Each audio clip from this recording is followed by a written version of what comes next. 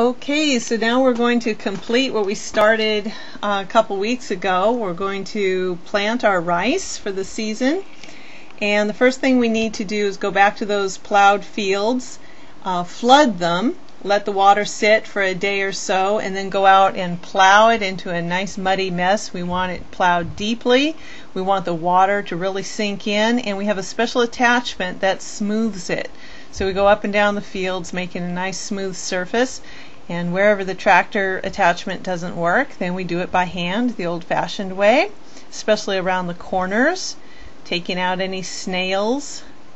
And there's the little floodgate. You can see that with a net around the tube so that snails don't get in.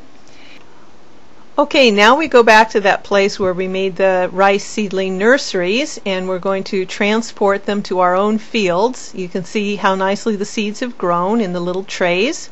The little dome is gone. We scrape off the roots from the bottom of the trays, and we do spray some pesticide on them because the seedlings are very vulnerable to attack.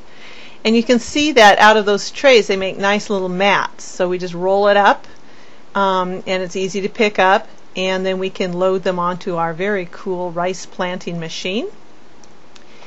And you see we slide the mats in the back, and there are mechanical fingers. Our machine has 4 mechanical fingers that will grab about 5 seedlings at a time and poke them into the mud. So that saves us a lot of work. It's just like a little person, little tiny hands. And you can see the trays moving from right to left, and then that works. And one of the problems we have on the big fields where we previously planted wheat is that some of the stalks that didn't burn up will float to the surface, and that will clog our little rice seedlings. So while he's out there driving the machine, we will scrape up all of those bits of debris and remove them from the field, so it's just a nice wet surface and nothing will clog the seedlings.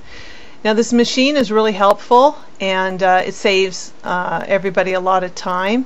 You know, in the old days they had to plant all the seedlings by hand, rows of people. Now we just have these little machines. But the machine isn't perfect, and especially if the little rice tray wasn't perfect, it's going to miss some rows. So we still do it the old-fashioned way, and that's usually my.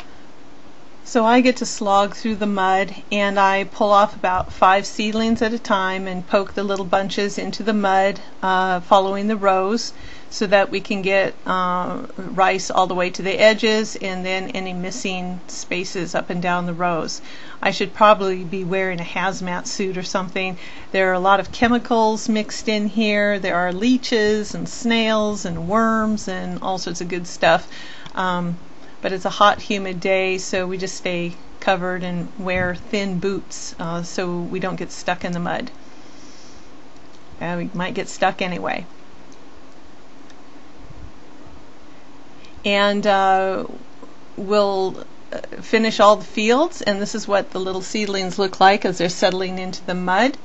And here's a completed field. And we'll let it settle for a day, and then we'll completely flood the field, and we'll just let it grow. So this is the end of June, and it will be ready for harvest in October.